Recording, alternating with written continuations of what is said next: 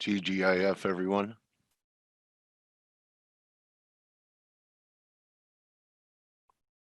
Getting a little sell-off in the crude oil market.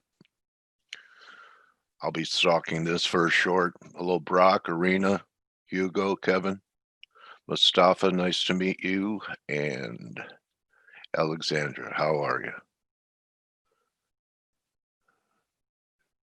TJ and Brock, how are you, buddy? Hope everyone had a decent week. The dollar had a decent week, even with all that, negative news. For the week, we have a 2-week reversal. So last week, in fact, last month, talked about December being one of the weakest months of the year seasonally for the dollar, followed by January, which is one of the strongest. So we're only halfway through January. And I thought that we would challenge a monthly off number. You have a new confinement there. Yeah. These variants are going to complicate everything too. So I was thinking we could rally back to 91.80, which is the monthly off number, 92. See, this is the 2-week reversal right here.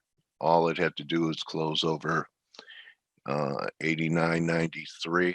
So definitely a 2-week reversal. And last week wasn't quite, and now it is. So looking at some of the individual currencies, Euro's really been the weak sister.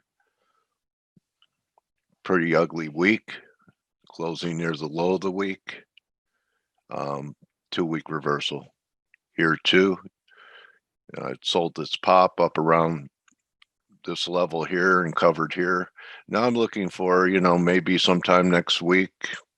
What do you guys think I'm considering?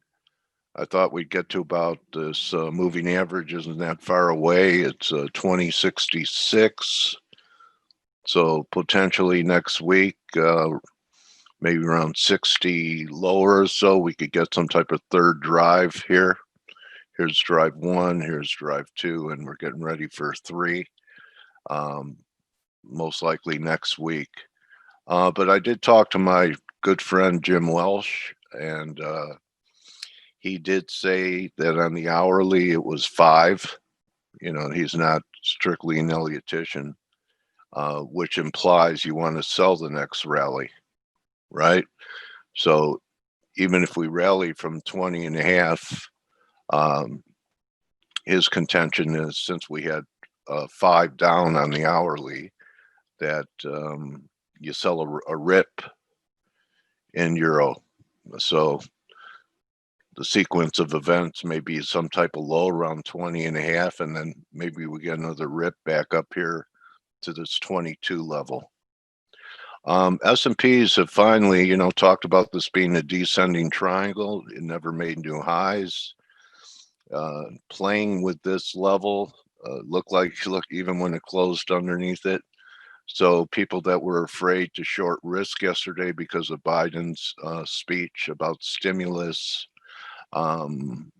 it's really not such a great week in the S&Ps. There it is. It's a red candle. But actually, we came much closer to a reversal in NASDAQ because of 2-week reversal. And it could still do it today if we sell off. 2-week reversals, 12,890. So, we're only 13 points above. And it's hugging this 200-day on the 2-hour. So perhaps next time under last night's lows, we could accelerate. Otherwise, what could happen is we still get new highs that won't confirm into next week, especially if there's going to be a dollar rally. But this was very muted action in the market this week when you look at it. The S&Ps, just grinding along and on the verge of, I guess, this pivot isn't as significant. We took it out and closed above it. This would have been a signal, and then you're back above it. But to me, it looks heavy. Okay, so some heaviness there. Aussie tried to make a new high yesterday right up here and rolled over. And the Kiwi H&S is live and well. Thought we might follow through to the upside, but you could call it a descending triangle, head and shoulders top. We'll see. A lot of breakdowns and breakouts are not getting a lot of follow through, classic type of technical formation. So, maybe you need more than one close nowadays to confirm a formation breakout or breakdown. And I hope everyone's had a good week, that we added value to what you're trying to accomplish as a trader. Any questions before I turn it over? Hi, Kevin. Buy what? Good with platinum. Okay. All yours, Blake.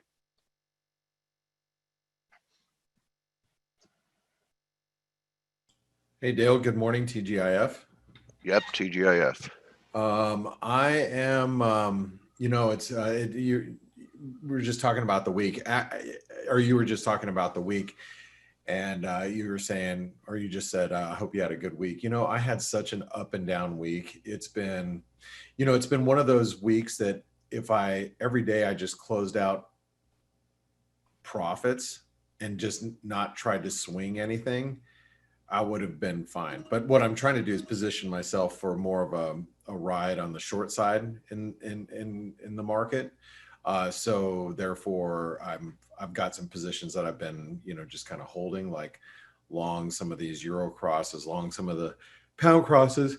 So it's been very up and down week for me. Like yesterday, my positions were down overall, and then today my positions are up overall for now. And all week it's been like that. If you look at my P&L all week, it's up, down, up, down, up, down type of thing. So, but I think that's pretty typical when you're looking for some sort of bigger turn in the market. You're going to get a lot of volatility. And you said one thing about the Aussie, or not the Aussie, I'm sorry, about the price Kiwi action. Looks like we could be putting in some false breaks, which I had my eye on the Aussie dollar because we had this false breakout above these highs that looked like a triangle pattern, looked like we were going to continue this. Can you see it? Yeah. Yeah, it looked like we were going to continue to the upside yesterday. And then obviously we've turned and we've reversed, and here we are really at key support. And these are pretty big levels for some of these commodity currencies. The Aussie, I mean, I was just reading, I'll take that back. I was reading a Bloomberg piece last night from their technical analyst out of Asia. Is like, yeah, Aussie, here goes the resumption, a trend higher, and very bullish technical piece. And those people are right now going, uh-oh, you know what I mean? So you think about what had happened in North America yesterday, and in Asia, we're starting to see those reversals now. Biden's plan came out late in the afternoon, but the reversal didn't really come until his speech. And do you know why that is, Dale? Because it was in the market, and also because I think the market's concerned that if there is an impeachment trial, like I said yesterday, it could get in the way of legislation. I don't know if it's really so much that. Okay, so the market really turned. So okay, I'm ready. What's the answer? I flunked my pop quiz. Is when, because it was in the market, and you're right about that. Like we all knew. I mean, we knew. Even they were reporting, like Reuters was reporting, oh, it's going to be 1.9 trillion. And so we knew what the package was. We all went in eyes wide open to his speech saying, all right, well, here's the package. Market's not really moving. We saw a little late in the day, a little bit of sell-off, probably more profit taken than anything. But it was when he explicitly basically said that we're going to have to pay for this. Oh, Like the stimulus doesn't come for free. And that's when the market goes, oh crap, we are going to have to pay for this. This means higher taxes. There's no doubt that higher taxes are coming. So whether the market really latches onto that or not is going to be interesting over the course of the next, couple weeks. And I think when you're seeing these currencies like the Aussie, or you're seeing the Kiwi, as you pointed out, the head and shoulder pattern is still intact, or the S&P starting to probe some pretty key support. Some of these breaks would be, it's going to be a pretty bearish breakdown if we start to if it starts to pick up some steam. And all week long we've been looking at the same spot, 37.67 on S&Ps, and you're looking at the Kiwi sitting at the head and shoulder pattern, at 71.50, the neckline. Aussie, big trend line here. There's a lot of really key levels that are coming into play, and if they break, we could see some. And I'm just talking about the euro. I was just talking about some of the risk currencies. Look at the euro dollar. I mean, how many people have been trying to buy the euro on this dip? We might find ourselves closer to 120 in the next, week or two than we thought. So anyway, that's I think that's what we have to be careful of. And I think the market's smart enough to know that that all this stimulus was going to end up being part of the debt that taxpayers pay off. So yeah, and I think that's I don't think they needed to hear Joe Biden say that we're going to have to pay for this. Do you really believe that?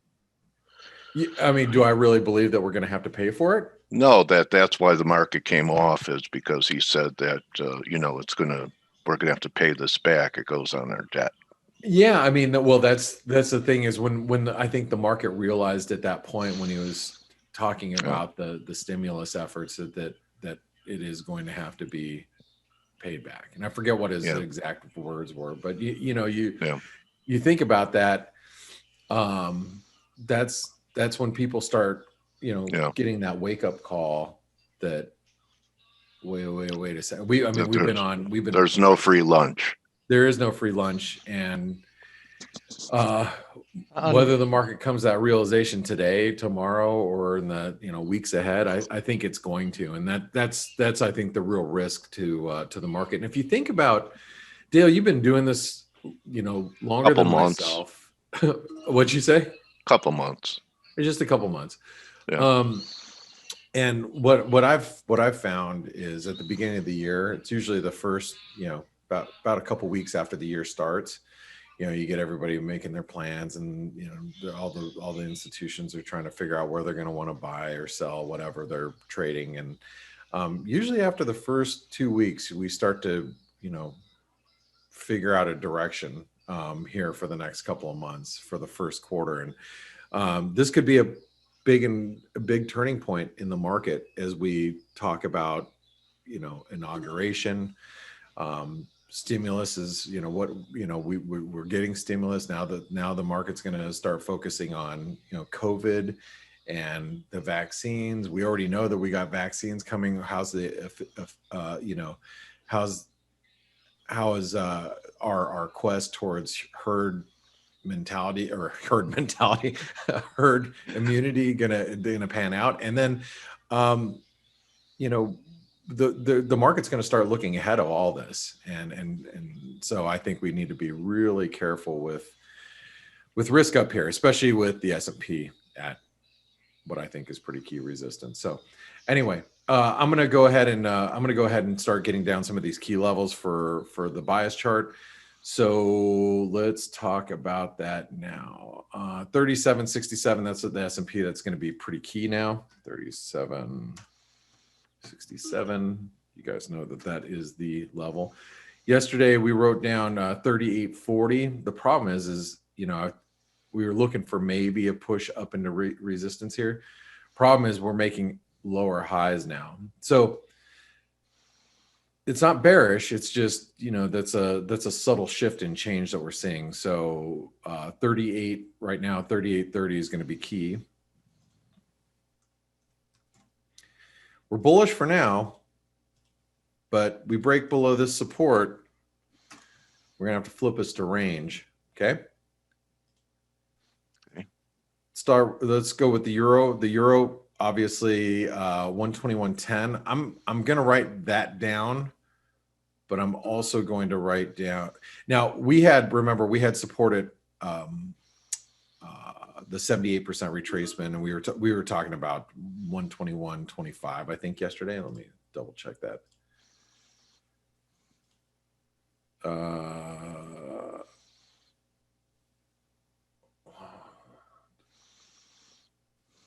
So we projected that we were going lower, which, I mean, I guess I'm going to do the exact same thing today. Let's look for, this support to be tested if we can break yesterday's lows. Well, I'll just put in 121.10. And then below that, 120.60.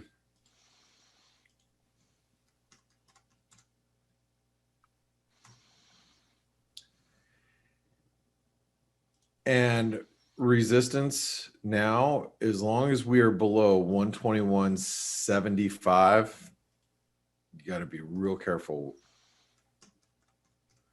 Oh, shoot.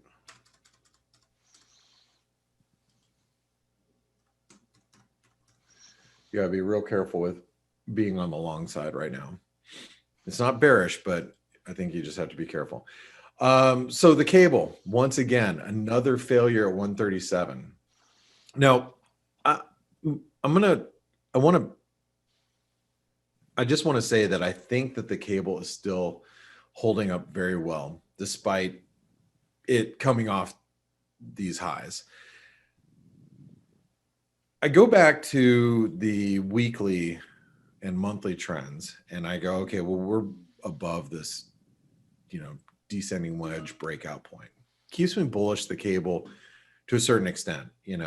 Doesn't mean I have to be buying the pound dollar every day. It just means that I tend to have more of a bullish sterling outlook when I'm looking at different currencies. So right now we do have double top here, possible triple top. We're probing support, the 38% retracement. I get all that.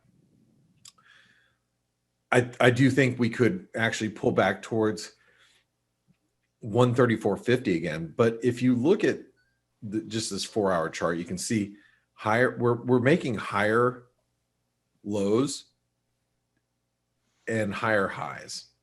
Now, the last few highs have been consistent, so we might be building more of what I would call a bullish wedge, like this.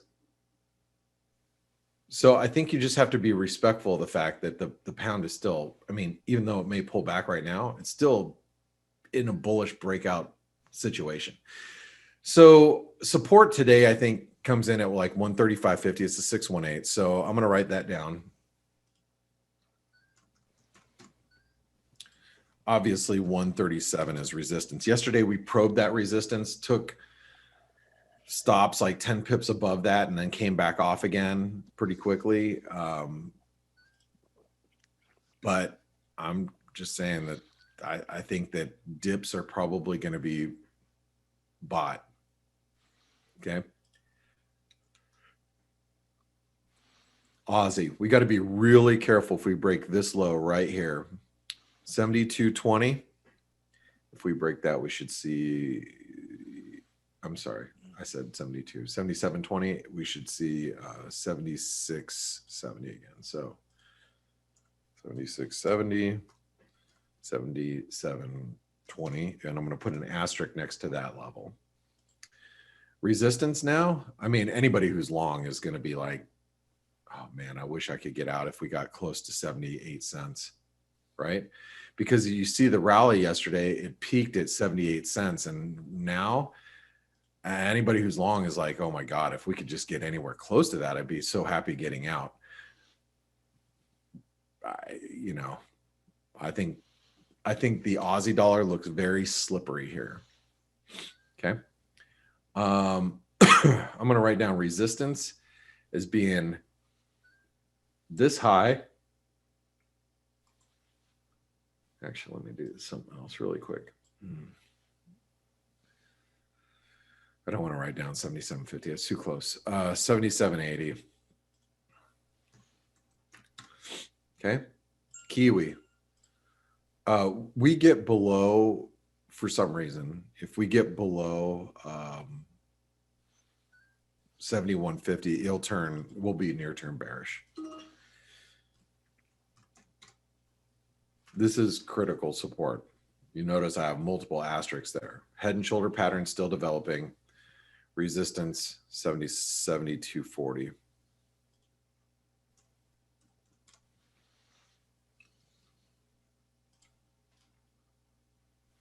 If I'm not mistaken, yesterday, oh, I think we probably broke 72.40 yesterday as well. Yeah. Dollar Canadian. So the loonie, very strong.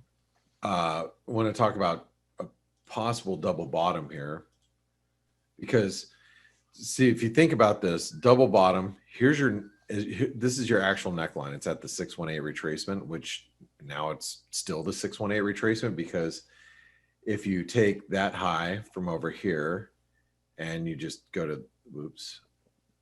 Oh, no, I'm sorry. Here we go. I grabbed the wrong thing. Okay.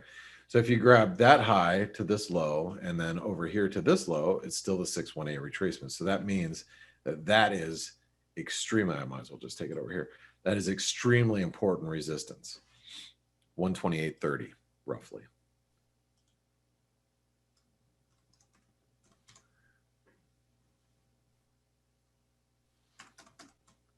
Okay. Very important resistance. I think that it's kind of like the Aussie. I think anybody who short the dollar Canadian, who got short right into that support, is going, oh my God, I can't believe I'm short this thing right now. You know, so you got to think, put yourself in their shoes. Where do they want out?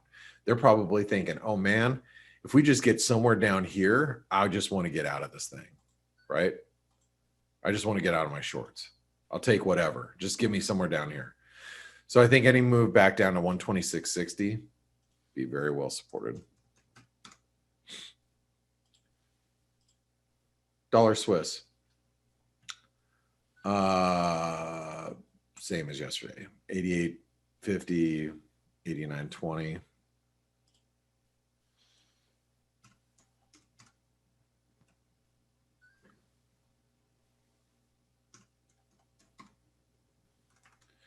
That's some pretty key resistance, because if we break that, we should take off towards 89.90 or 90 cents. Okay, it's still range there too.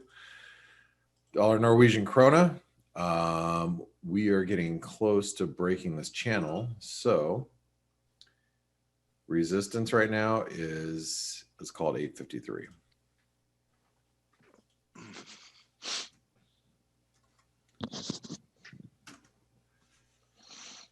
And support is going to be 8.43.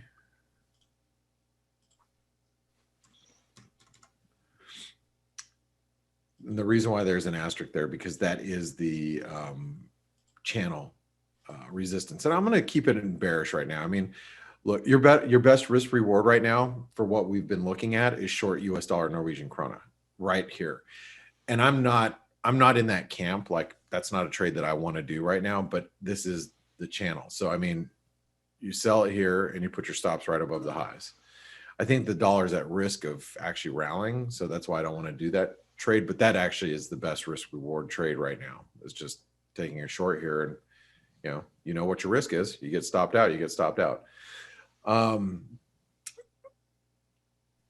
me go over just the last couple. Dollar yen. Again, this is one of those that I'm just very happy not to be trading right now. 104.40, 103.50, same as yesterday.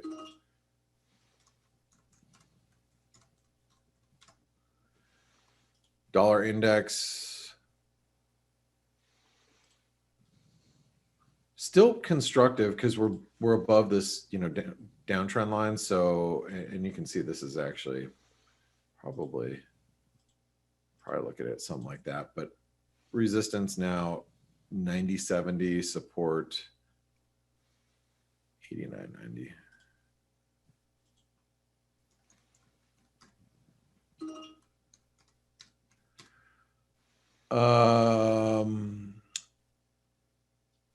Dollar Mexican peso. This is still the Wyckoff pattern. It's, still in development. So, and we tried to probe below 1970 yesterday, and above 1990 should squeeze. So,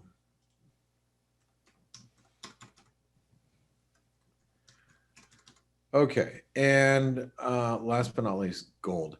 Steve, Stelios, you guys here? Nope. No, mate. Okay, good. I was thinking maybe we should tell our listeners what we have in store for the FACE webinar moving forward. What do you guys think? Should we talk about it now or should we wait? Yeah, absolutely. You want to talk about it now? Okay. I'll talk about it here in just 1 minute. I actually want to talk about a few things. I got an email yesterday. That's why I want to discuss this. Support is, again, 1860, 1820 is going to be support here. Okay. Same as yesterday. So we here at ForexAnalytix, I got this email yesterday, and this email is from a gentleman. Blake, can you show the bias chart 1 second, please, so I can take a shot of it? Nope. You're not even really here. quick. You said you're not even here. You were really quick, man. Okay, there you go. Okay, 1 second. I got it. Thank you. Okay, so I got this email yesterday about this trader in London, and he's really excited about joining the ForexAnalytix family, and he's like, I can't wait to be mentored by you. And I'm like, whoa. I don't coach necessarily, I'm not a coach per se, but I'm in the chat rooms all day long. Here's our chat rooms here, and you can just look at the green. Look at all the green comments, and those are going to be Amanda, Stelios, myself, Paul Franco. And so you can see all the chatting that we do, throughout the day, in the morning, and all day long. And, you can, ask me questions there. And that's really where I'm at. And that's where not just myself, but the rest of the community is. We have a great community of traders with ForexAnalytix, and you guys are on Jumbotron, by the way. And, I wanted to express, I can't guarantee anybody's going to be successful. We just can't do that. I mean, but I can guarantee you this: having company, like-minded people, when you're venturing to do something, is a great thing to have. Having support of a community will only help increase your knowledge all the way around. I can't, there's an old saying, what is it, Dale? You would know this. You can lead a horse. Well, I know all the old sayings. Yeah. Yeah, you do know all. Lead a horse to water. Yeah. Can't force him to drink.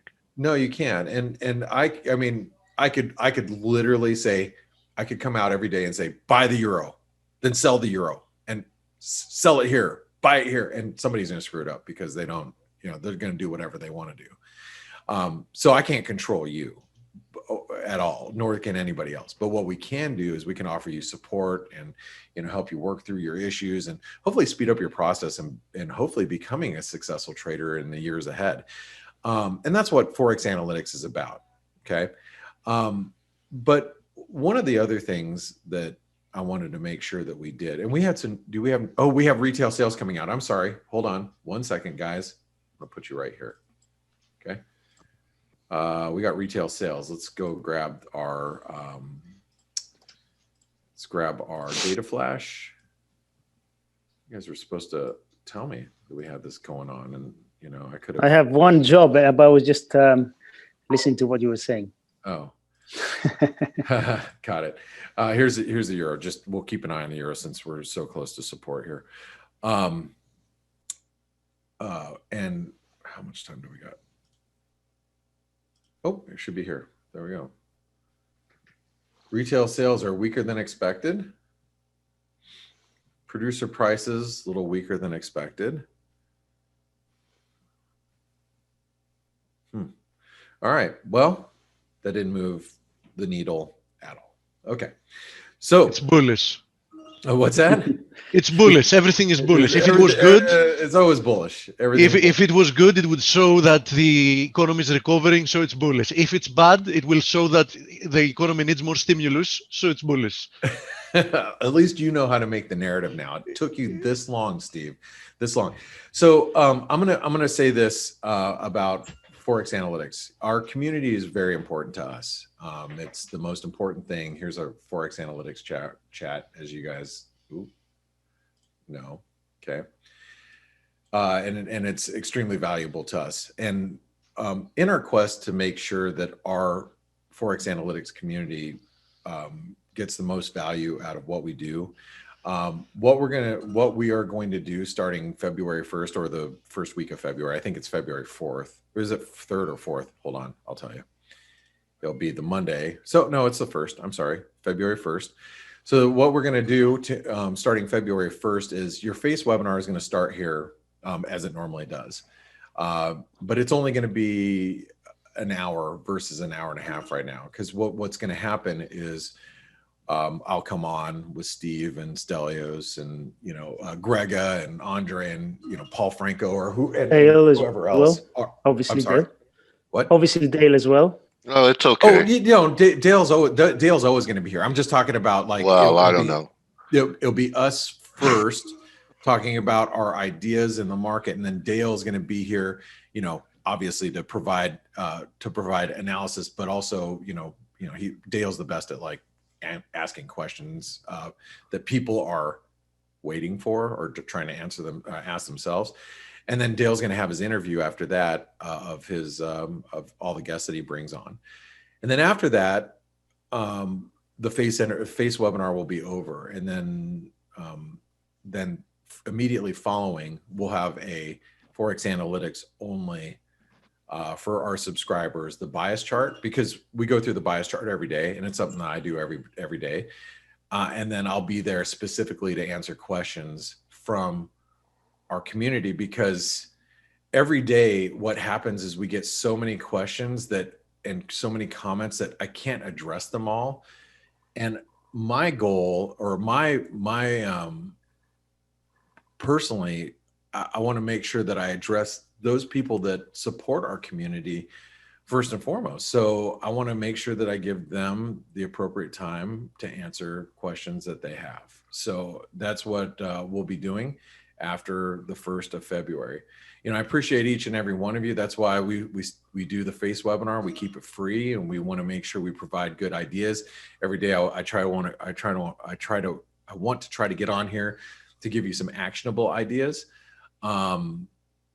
Because I've always got something that I'm like, man, this is what I'm really looking at today. And I want to continue to provide that for you guys. And so do the rest of the team. But also I want to be able to do the bias chart, not rushed. I want to be able to do it thoroughly and be able to answer questions along the way on why I'm looking at this particular area. You notice we do the bias chart, I run out of time. I mean, I'm just throwing up numbers, and I'm looking at charts. And I go, yeah, okay, well, we got the support here, 2120, then we got resistance, 2220, and then we write it down, and then we just move along.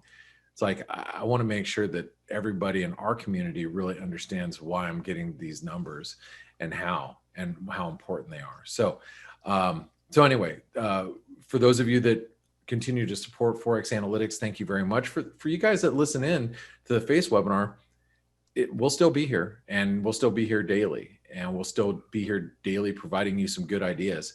I just want to, make sure that the ForexAnalytix community is getting the utmost attention that they deserve. So with that being said, if you want to learn how to be part of the community, go to the ForexAnalytix sponsored. Pepperstone Securities is our sponsor. Open an account there. You can get ForexAnalytix free for a period of time. Also, the best pricing that we have right now for the year is our sales on. So, all right, Steve, Stelios, you guys, and Dale, do you guys have anything that you want to add to that? Yeah. First of all, people can get the whole thing with the extra 2 client webinars, even if they just are ForexAnalytix Lite subscribers, which only costs $19 per month. So, in essence, you want to get the whole thing and the extra webinars. It's really not something expensive. So I just wanted to, clarify Yeah, that's that. a great point. I didn't mention that yet. Yes, you can be a light member at $19 a month and still, you can listen into all the webinars. And that's to include the daily roundup too, because the daily roundup, which is 4 hours from now, I really kind of hone in on what I'm looking at going into Asia. You know what I mean? And what I'm gonna be looking at for the remainder of the day. So Plus, of course, they get a lot of the rest of the services besides the webinars. Yes, yeah, that's true. I mean, I know we were just talking about webinars today, but they get the app, and you get all the alerts, and having the alerts pushed to your mobile device when you're away from the computer is huge. So, And listen, guys and girls, believe it or not, ForexAnalytix has cost like a lot of money. We've been ongoing in developing and adding value to what we do literally on a monthly basis. And in essence, we almost do it for free, having to do with, us, the founders of ForexAnalytix. So, by supporting us, you're mostly supporting, because like 95% of what we get, we reinvest in adding value to what we do.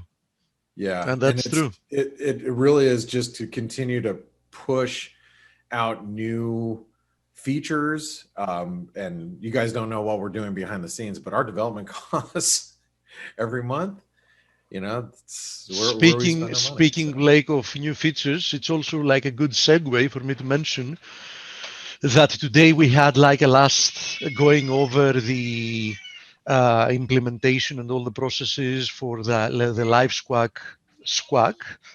So at some point next week, we're going to be releasing that to our subscribers. It's another example of adding value. You will be able to get live squawk feed. The audio feed.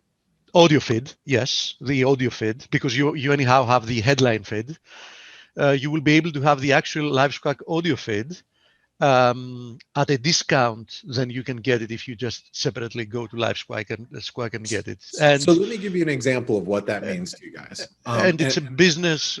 Sorry, Blake, give me 1 second, and you can say. And just to give you an example, and as always, I'm being very straightforward and honest. We're getting that. It costs $60 per month for somebody to get the live squawk fed. We're getting it at a $10 discount, and we're passing that discount 100% to you, 100%. So you can get it through ForexAnalytix for $50, and we're getting $0 out of it. And I'm not exaggerating. No, that's exactly right. So instead of going to live squawk, if you're a ForexAnalytix subscriber, you're going to get a $10 a month discount. That's the price that we pay. And we paid for the development costs that exactly to implement working on for the last several months.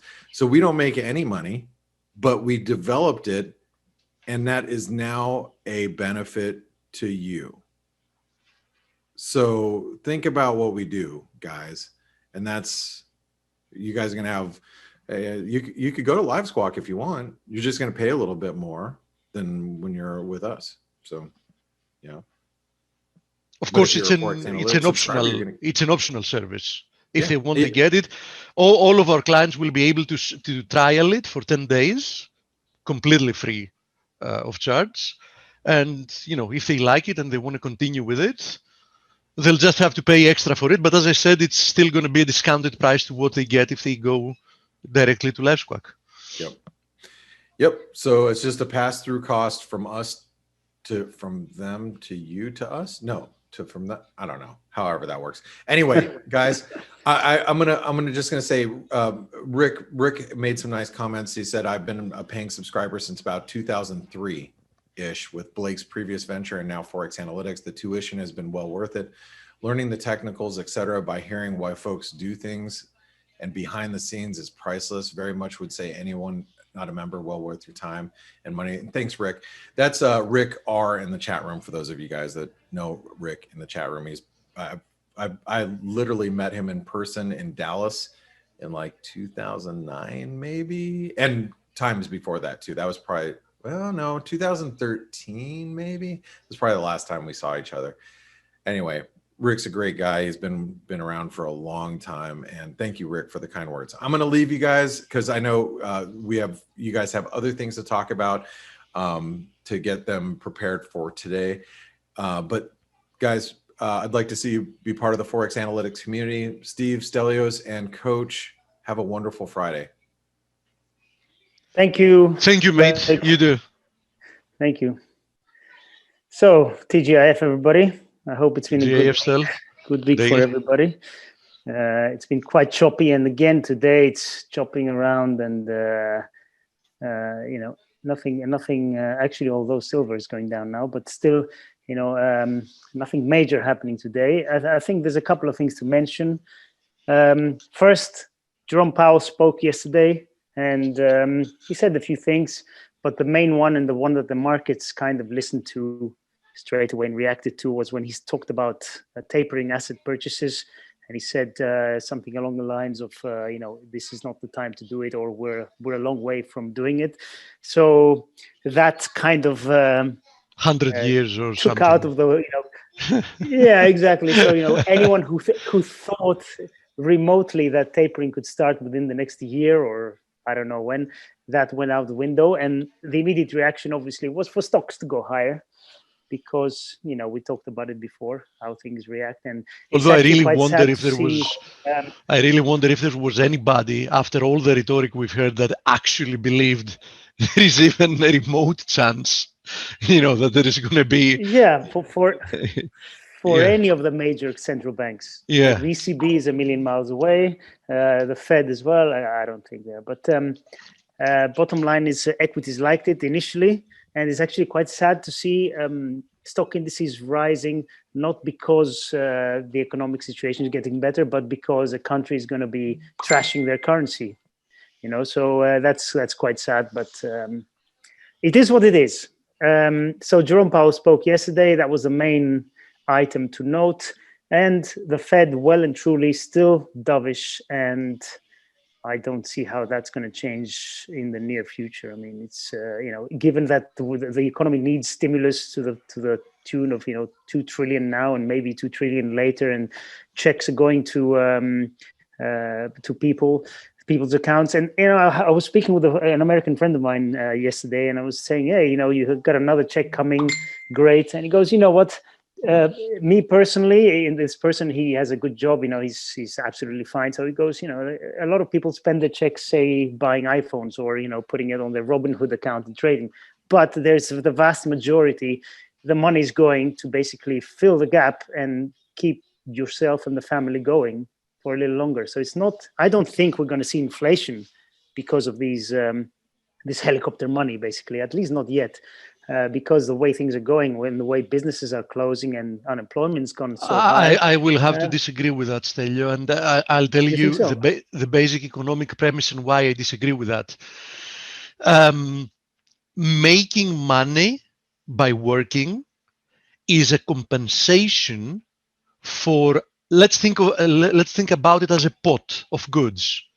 So people working, they contribute in that pot of goods, and then they get money back with which they can buy stuff from the same pot, not the stuff they created, whatever they need, right? Now, one way or the other, when you actually give people money to buy stuff from a pot that at the same time they didn't help expand by creating more products or services, of course, that by default is inflationary. Yes, but that means, you know, you have to compare what they were making before and what they're getting paid now. You know, if you're making, you know, 2, 3, yes, 4, but what 5, they were 000, making before, they were making to add to the pot. I know, to add something. Yes, but yes, you have to look at what the use of these funds are for. You know, if you don't have any funds coming in and you need money for food, you know, you're going to buy the basics, and I don't think that's inflationary. You know, It is less inflationary. We can agree with that. It's It is less inflationary when you inflationary. start. Yeah, when you start buying things you don't actually need to survive, then everything you do, I think, becomes more inflationary. But anyway, it's a long discussion. As you very well said yourself, there is a portion of the population that will actually get the money because more or less it's indiscriminatory. I mean, yes. it tapers off. The money you get tapers off depending on your income, but it starts tapering off at an actually high income. So there is a portion of the population that's going to get that money without having actually had any agree. damage to their income. I just think it's a tiny percentage. But anyway, you know, it's a long discussion. You could be right, could be wrong. But I personally don't think these checks are going to lead to inflation, at least not yet. But anyway, the way they measure inflation as well is. By the way, so I don't get misunderstood, Steli, because I see a comment. It says Steve, millions are out of job. I'm not saying that people should not be supported, especially the people that lost their jobs because of the situation and the government shutdowns. So I'm extremely sympathetic to supporting, especially businesses that had no option. I mean, they were just forced to shut down. I mean, yes, there is no question about it. So I'm not questioning, you know, if there should be something to be done to actually help. I do think so, though, that there should have been done a much better due diligence, because especially in the first package, we saw a lot of companies, for example, that had absolutely no change in their income.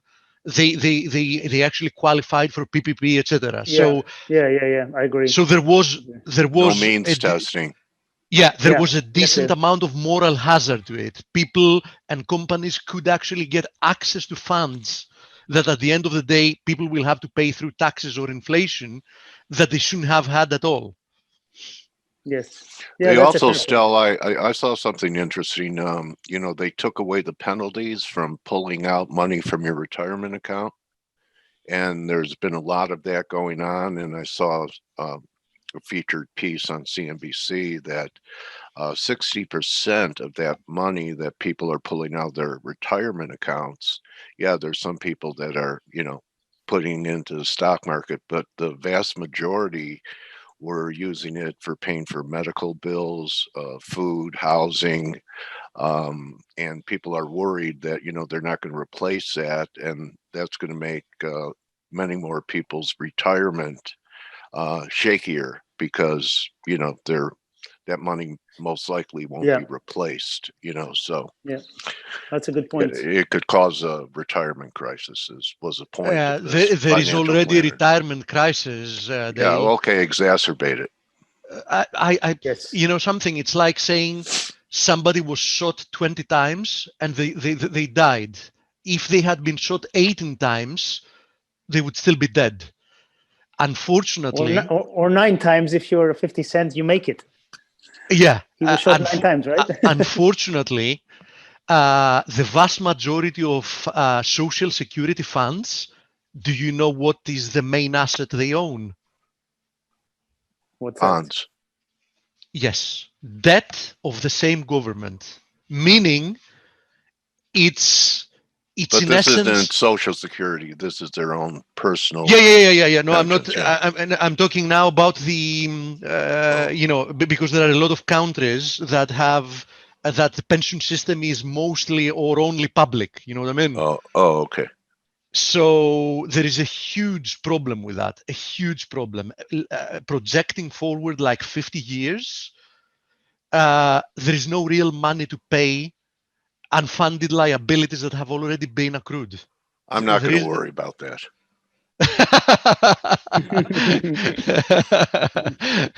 Come on, you've already lived you shouldn't either.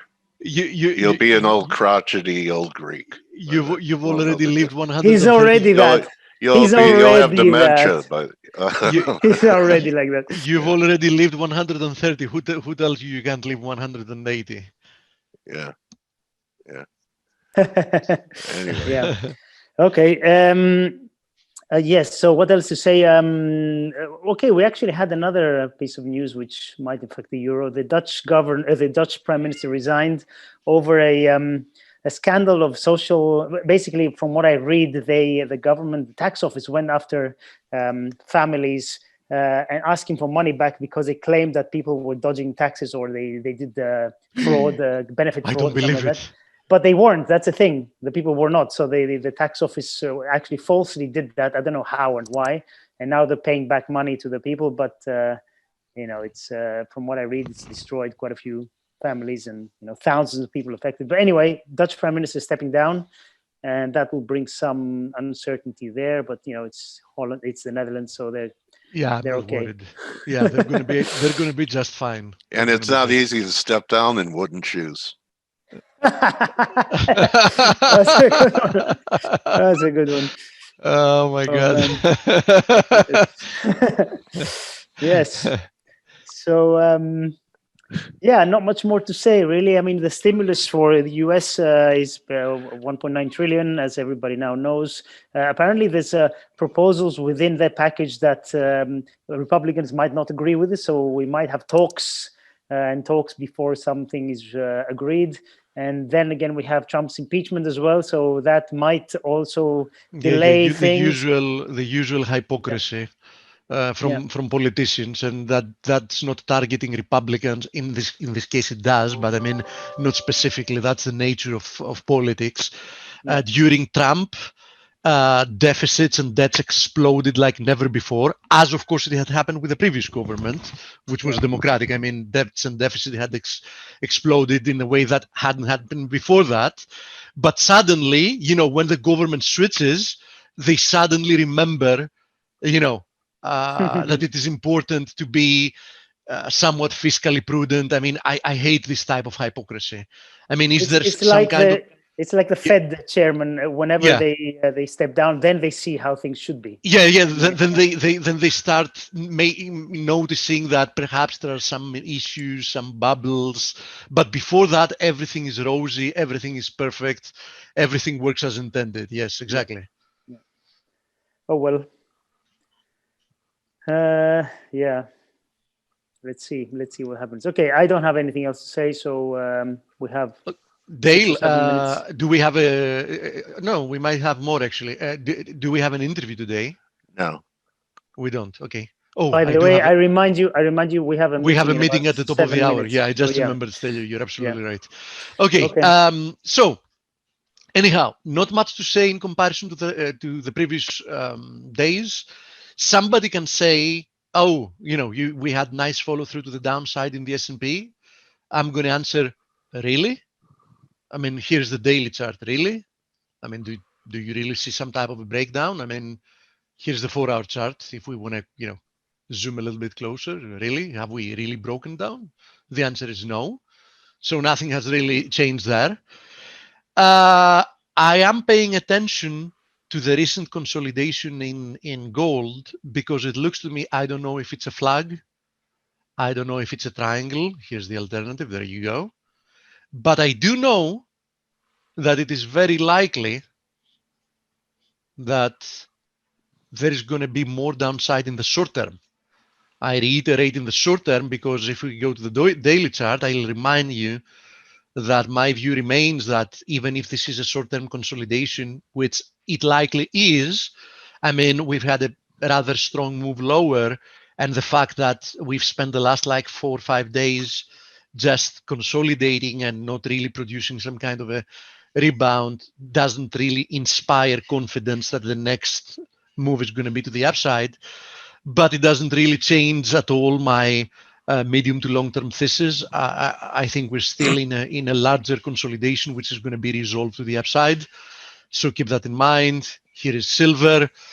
Silver perhaps leading gold, because if we go to the silver 4-hour chart, you'll see that this was likely a textbook pennant, right? That guess what? It has broken down, right? but that also doesn't change the general bias for silver. I mean, yeah, it looks like it wants to go lower temporarily, but medium to long term, I think it's going much, much, much higher. Now, having to do with risk assets, besides the obvious fact that the stock indices have not broken down, what I was saying yesterday and the day before yesterday remains to be the case, meaning neither have commodity currencies broken. Here is the Aussie. Yes, it is testing once again this channel, but it hasn't broken down. Here's the Kiwi. It's not even actually yet testing the channel. Here is the USD CAD. It's not breaking higher yet, at least. Here is the USD NOK. Same deal exactly. Hasn't broken higher yet from this channel. Here is copper, which is testing this wedge, hasn't broken down yet, right? As I've said, though, I do pay very close attention to it, okay? For reasons I've already explained multiple times. Here is crude oil still being capped by the confluence of resistances at $54. Nice risk reward ratio to be short against that, but keep in mind that the trend clearly remains higher, right? So it's more or less like a long shot bet. It just provides to you, in this case, a good risk reward. And here's natural gas that, in my opinion, probably has broken higher and is consolidating before accelerating. So this is, a brief outlook of a few things, which, as I've said, we've had some nice move at the very, very beginning of the week. Some potential reversal in the dollar to the upside and some potential reversal in risk assets to the downside. But as I said on Monday, and it has remained the case so far, it is still early on. It still hasn't manifested. We still haven't seen the technical damage needed, with the very exception of the Euro USD. Everything else is still undecided.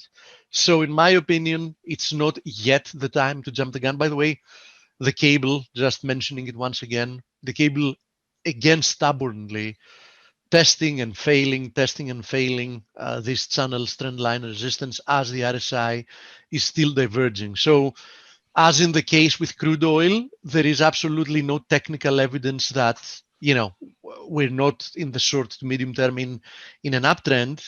But against this nice confluence of resistances at 137.40, there is a really appealing risk reward to attempt to be short, right? I mean, you can risk very, very little, and if this works out, you can make probably like 3-4 times that easily if this proves to be, a key juncture point for the pair.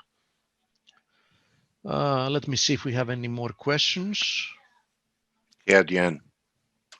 CAD yen, yeah, absolutely. I did mention that 2 days ago, if I remember. And guess what? When I mentioned it 2 days ago, it was to stress out the importance of this area. You can see it here as a resistance, right?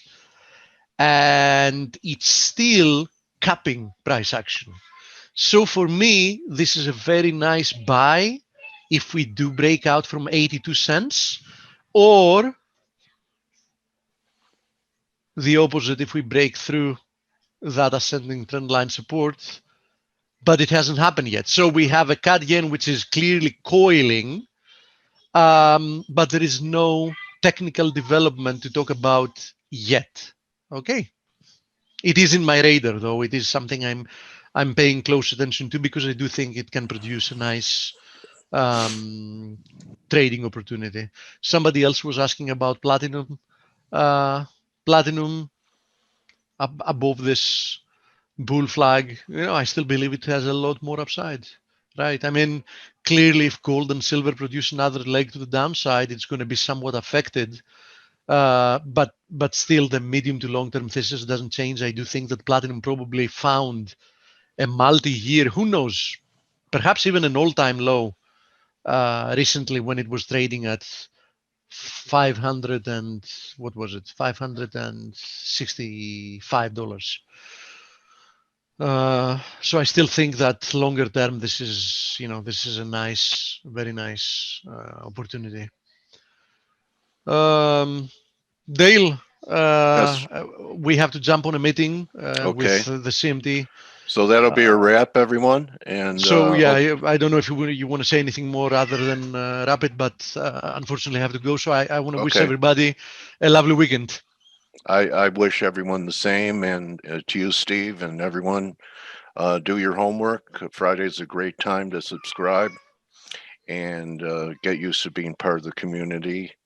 And don't just count your pips, count your blessings. Have a great weekend. Let's hope that we have peace in the U.S. And I heard a guy say yesterday that when he looks at D.C., it reminded him of the Green Zone in Iraq. The way it was cordoned off and militarized. And you guys know I've been talking about National Guard being used here in America. I hope that's the only city that becomes militarized. So really appreciate every day you have. Tell people you love that you love them. They're not mind readers. And that's the end of my homily. So have a great weekend, everyone, and we'll see you on Monday. Hope we added value to what you're trying to accomplish as a trader. And adios. Okay. Okay, Laura, Galaxy, Sensei, Brock, all you warriors, have a great weekend. See ya.